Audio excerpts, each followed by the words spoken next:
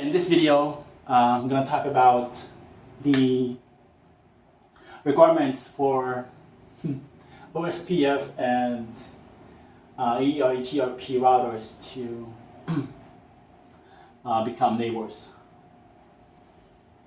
So let's talk about requirement here. So this is a comparison between OSPF and EIGRP. So interfaces primary address, IP address must be in the same subnet.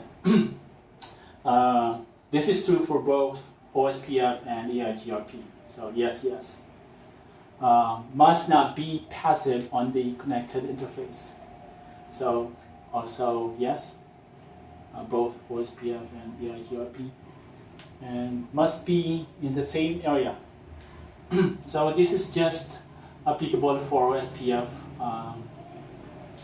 EIGRP doesn't have areas, so that's why it's not applicable.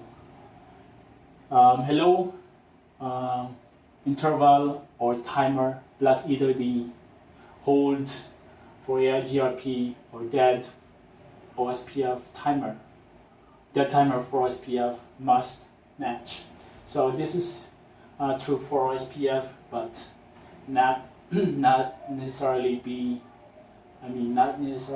true for EIGRP.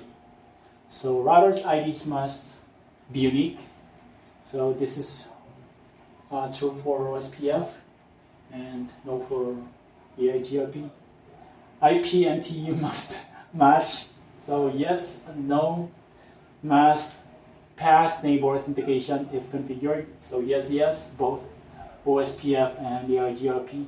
K values used in metric calculation must match. This is not applicable for OSPF because OSPF doesn't have K values, but this should match for EIGRP. And must use the same ASN for EIGRP or process ID for OSPF on the router configuration command. So no for OSPF, but yes for EIGRP. So yeah, that's it for this video. I'm gonna talk about more stuff in the future videos. Thanks.